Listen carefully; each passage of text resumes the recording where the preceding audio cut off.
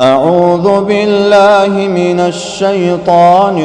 الرجيم. بسم الله الرحمن الرحيم.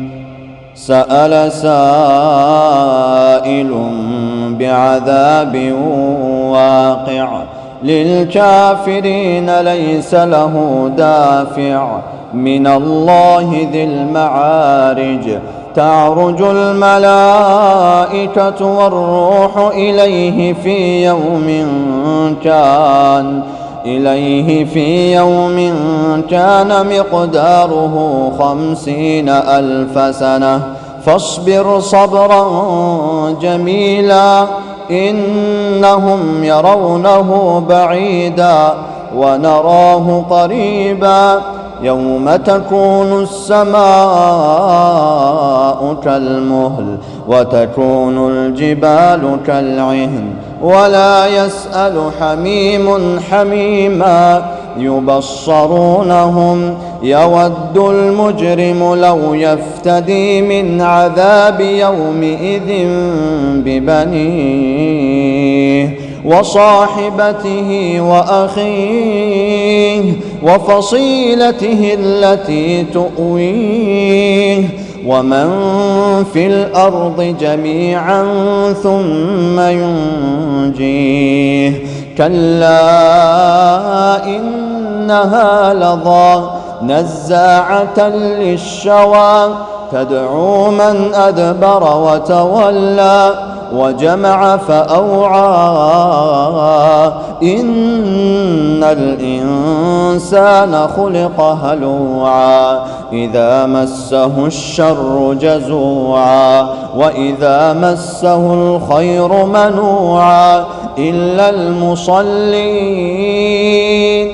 الذين هم على صلاتهم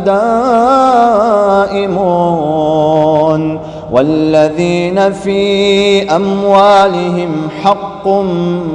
معلوم للسائل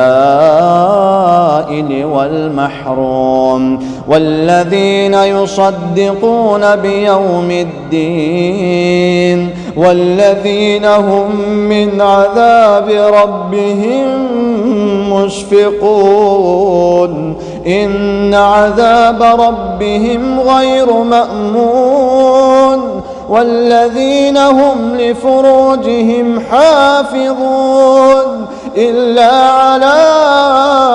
أزواجهم أو ما ملكت أيمانهم فإنهم غير ملومين فمن ابتغى وراء ذلك فأولئك هم العادون والذين هم لأماناتهم وعهدهم راعون والذين هم بشهاداتهم قائمون والذين هم على صلاتهم يحافظون أولئك في جنات مكرمون فما للذين كفروا قبلك مهطعين عن اليمين وعن الشمال عزين أيطمع كل امرئ منهم أن يدخل جنة نعيم كلا إنا خلقناهم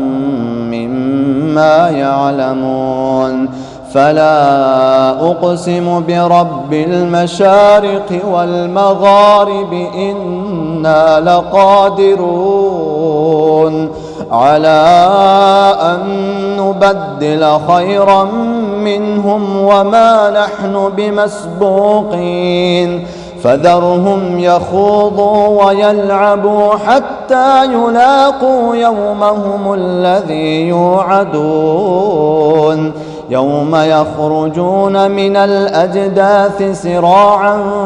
كأنهم إلى نصب يوفضون خاشعة أبصارهم ترهقهم ذلة